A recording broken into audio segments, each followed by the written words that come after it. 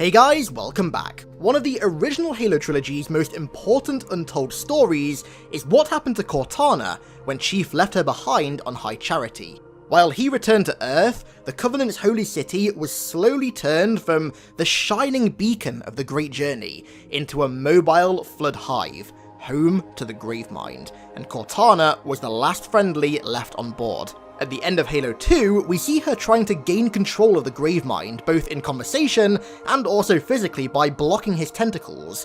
But then, 38 days later, when Chief returns to rescue her, she's a broken, defeated mess. To say that Cortana was created from the brain of arguably the most intelligent human being to ever exist, bending and breaking her psyche to the point of self-defeat requires torture beyond human comprehension.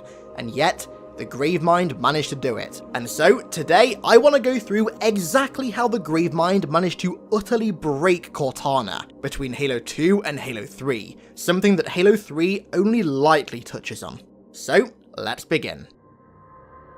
Cortana's resilience to the Gravemind carried on past the end of Halo 2. She knew that she had to stay active and preoccupied, otherwise it'd tear her apart file by file, and learn all of humanity's secrets in mere hours. To try and get a feel of what she was dealing with, she started by using High Charity security cameras to build a composite view of the entire thing.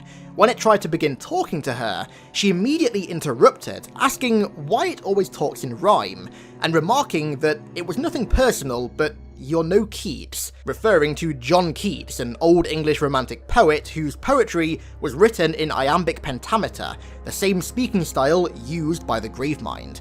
This was another attempt by Cortana to gain control of the conversation, but the Gravemind immediately hit back, insulting Cortana's human roots and stating that he consumed the memories of many poets that were far beyond human culture. These semantics carried on for a little while longer, with Cortana keeping her systems busy by asking such questions like, "Tell me a word that rhymes with orange," which caused the Gravemind to grow impatient. She felt a sudden, uncomfortable impact feeling, an indescribable feeling that turned out to be the Gravemind trying to access her large yet heavily encrypted file on Earth's defenses. She knew that she had to keep him at bay until Chief returned, so she tried to spark more filler conversations, but this time it was having none of it. The Gravemind struck back, this time slapping Cortana across the face, hard, causing her to feel a sort of animalistic pain sensation, which is something that AIs aren't used to. It's pretty interesting though that what sparks that sort of pain sensation in Cortana, given that she's made up of data, not flesh, is a foreign force trying to access her encrypted files. Pretty disturbingly interesting. This pain, however, was about to turn from physical to emotional. The Gravemind suddenly said, "John, so that's what you call him. Most touching." Cortana considered this to be one of her most personal pieces of information, and that the Gravemind had dug through her deep enough to find it meant only one thing: it was here to break her. After further pain sensations caused by its intrusion, the Gravemind made Cortana feel fear for the first time. It called her bluff. She'd said that she'd answer any of the Gravemind's questions to keep herself busy and to avoid it tearing her apart, but the Gravemind exposed this for exactly what it was: a way to feed her drug-like addiction of knowledge. She tried to laugh this off, but again, it just exposed her joking for what it was: a coping mechanism. This entire time, she'd also been getting these weird visions of a forest, a distinctly alien forest. However, these memories definitely weren't hers. This forest was nothing like anything that she'd ever seen before. It was genuinely alien, and she wanted to know more. This addiction to knowledge that the Gravemind had exposed was getting the better of her. This forest was nothing but a memory that the Gravemind had consumed, and it was using it to exploit her addiction and bait her into a trap. And it was working. In the forest, every line of code in her was wanting to know more, to investigate the environment, but she knew that it was a trap and tried to resist. This created a virtual feeling of suffocation. Her processing data was her oxygen, and she was cutting off its supply. The few times that her temptation got the better of her acted as vectors for the Gravemind to infiltrate her systems, causing these sharp, stinging pains on her legs. This simulation, this illusion, ultimately ended in Cortana experiencing the final moments of this forest past inhabitants at the hand of the Flood. She saw them swarm, she saw the Flood violently infecting others before viciously slaughtering and mutilating her. She'd been forced to experience death by the hand of the Flood. This temptation of vast knowledge had reminded her of something that Dr. Halsey once warned her about: rampancy, an almost dementia-like state caused by overconsumption of data in AIs.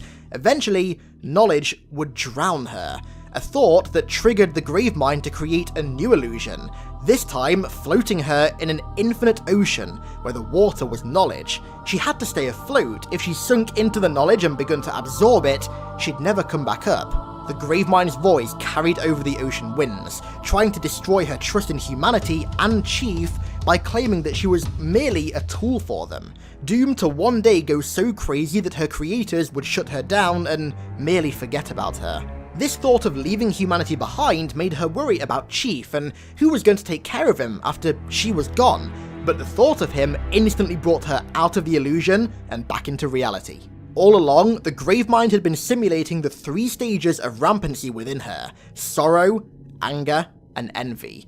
And now, to make it even worse, it was forcing her to experience the memories of a once infected UNSC Marine. She suddenly felt tired, sleep-deprived, a feeling that she'd never experienced before because she didn't need to, and it caused time to slow down. This made her begin to question Halsey's ethics when creating her. She was effectively her mother, and she doomed her to die after only 7 years? It just seemed callous. She then started to worry about Chief. After she was gone, he'd get paired with new AIs, whether he liked it or not. Would he prefer them? Would he even miss Cortana? Would he forget her? These thoughts hurt her so much, she screamed out in an electrified agony. However, she felt like she needed to hold on to this new dark reality. Despite the intense pain she was enduring because of it, she felt like there was something buried within it that might just save everything. But then, after playing into the Gravemind's hand for so long, she was finally rewarded. It told her of a single Covenant ship ravaged by the Flood that was being sent to Earth, the ship that crashed in Halo 3. This was her chance. Using the Gravemind's link to the ship, she had to somehow get a physical message to humanity on board to warn them of the impending Flood invasion. Earlier on, she'd created these data-stripped copies of herself, and she used every ounce of concentration that she still had to have one of these copies record a message before routing it through the Gravemind's link to the ship and getting it on board. Now that she was finally free of that burden, she had only one objective: survive until Chief came to rescue her, and it wasn't going to be easy. She began going through painful mood swings where her onset rampancy would quickly flick her between mental and emotional states. One minute she was resilient, then she was furious with Halsey, and then she was worried about what Chief would do after her, then worried that she'd be a broken mess when he rescued her. At the same time, all of these mental states inflicted physical pain too. She tried to fight back, inflicting some of the pain of rampancy on the Gravemind, causing him to lash out at her physically, but all attempts at retaliation were ultimately futile. The Gravemind had damaged her so greatly that she was beginning to unravel, slowly being tormented by the rampancy that she was being forced to suffer through. Then, a revelation, but not a good one. She realised the Gravemind had secretly let her record and send that message to Earth to lure Chief to its hive, so it could consume the one thing that Cortana cared most about. Her only bet now was to initiate a shutdown and deactivate herself, and just lie in wait for Chief to rescue her. Doing so put her in a state of almost sleep paralysis, teetering on the edge of oblivion, constantly tormented by the Gravemind's intrusions. She jumped between hating and missing Halsey, and the constant thought of erasing important memories to prevent the Gravemind from accessing them, at the cost of her personality, ate away at her. The thought of failing Chief caused her to break down into tears, when suddenly, she heard gunfire. With every new shot that she heard, she was hit with a new wave of pain because, at this point, she was almost one with the Flood, so whatever hurt the Flood, hurt the Gravemind, and thus, hurt her. She started to hopefully believe that the shots were Chief, and she tried calling out to him, but the Gravemind still had total control of her. It interrupted her calls with that of another, similar-sounding voice, almost like a crude imitation of her, but it wasn't coming from her. Suddenly, the roof began to cave in, but through it peered yet another illusion. Or so she thought. It was Chief. She didn't believe it. She was teetering on the edge of rampancy, so maybe this was just another one of the Gravemind's illusions being used to sort of ease her into madness. Either way, she gave in and spoke to the illusion. You found me.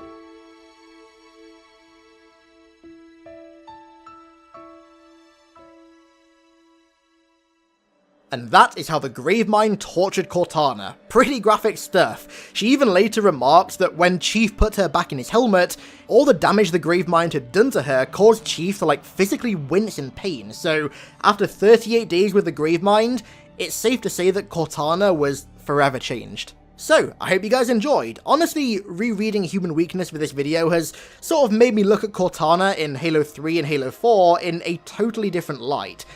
Knowing that the Gravemind caused irreparable harm to her persona and to her systems and her files, harm that is never gonna go away, makes you look at everything that she does and everything that she says in those games differently, and I mean, to be fair, that's a pretty valid reason to do so. I want to give a big thank you to Altor, Reaper Ghost, and everybody else for supporting me over on Patreon, and thank you all so much for watching. I really do appreciate it, and I'll catch you in the next one.